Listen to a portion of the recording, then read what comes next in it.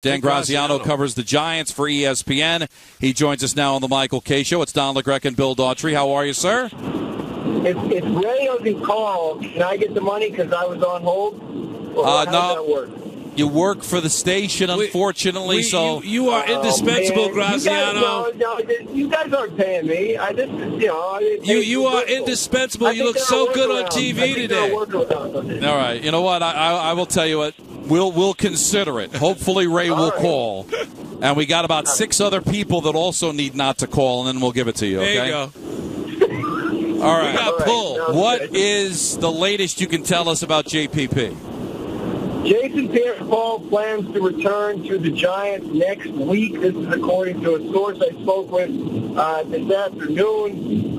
The idea now is that this will be the first time the Giants will get a chance to examine him since the July 4th fireworks accident that cost him his right index finger.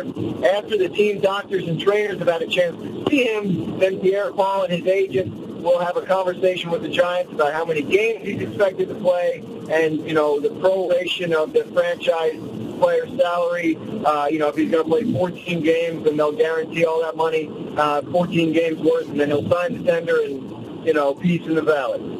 Well, it'll be nice to see him back. It'll be even nicer to see him play. Howard Cross was on earlier this week, and he was talking about the daunting task of coming back from that injury with the broken thumb. Never mind the amputation, the broken thumb, and the burns that he suffered. I don't know what degree they were, but still, it seems to be a very steep hill he's still got to climb. My sense is that the expectation from Jason then is that he'll be able to play with the hand and the condition it's in now. Might have to wrap it up. You have seen in the past, you've seen guys play with like that big club cast on their hand. It may be, that's a speculation of mine that it would be something like that, but the point is they can get the hand protected to an extent that can keep him on the field. Now that's their opinion. The Giants team doctors might reach a different conclusion upon seeing him, which could complicate matters in terms of when he returns. But the impression I get is that Jason thinks he'll be able to play in his current condition, with some, some treatment or some kind of wrap or protection on the hand. Now, it was such an ugly situation, Dan. He didn't want to talk to the Giants, wouldn't let the Giants see him, examine him. But being out there last Tuesday on the Michael Kay Show, I got the sense that the Giants are kind of cool. They understand the situation. Everybody said the right things. Players have said the right things. So do you get a sense, being there a heck of a lot more than I am or the average fan, that he will be received with open arms within that clubhouse and within the team? There's no question. The teammates don't bear him any ill will. I don't think the team management does either. I think their frustration has been with they couldn't understand why he didn't want to come see them and see their doctors.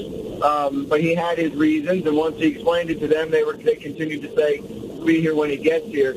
But, look, I think the key thing to understand here is this young man has been through a trauma, and even returning next week is probably going to be an emotional challenge. He's going to have to show that hand to people, He's going to have to explain himself to people, and even if they're welcoming him back and they're understanding, there's still a chance he's going to be dealing with embarrassment, all this kind of stuff. So not wanting to see the Giants right away, like 3 days after it happened, he's lying in the hospital bed. I think Jerry Reed said it, he understands that. If something like that happens, you don't want to see anybody. You hate the whole world.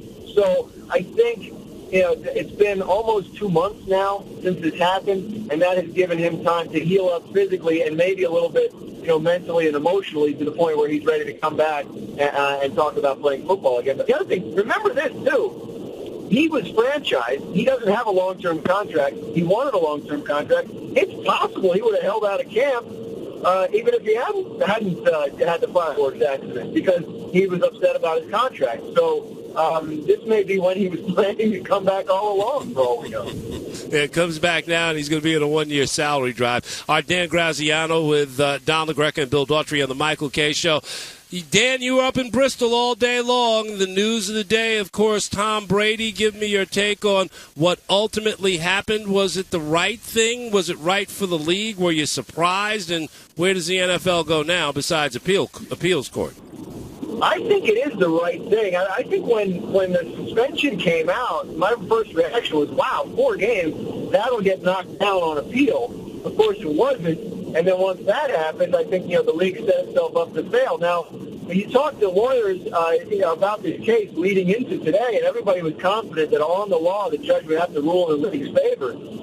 But the judge very clearly went through and struck down almost every single aspect of the process by which Roger Goodell initially punished Tom Brady and then upheld the punishment on arbitration, and basically found that the decision was so bad that even though courts aren't supposed to overturn arbitration rulings in private businesses, this was a case where it had to be overturned. So, the league has itself to blame here for over-punishing in the first place and then not offering any material settlement offer.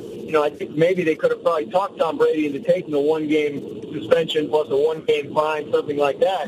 But when it came to an all-or-nothing decision, which is what the judge had in front of him, he vacated the suspension, and it's a huge, huge loss for the NFL and for Roger Goodell and for Roger Goodell's authority to discipline the players.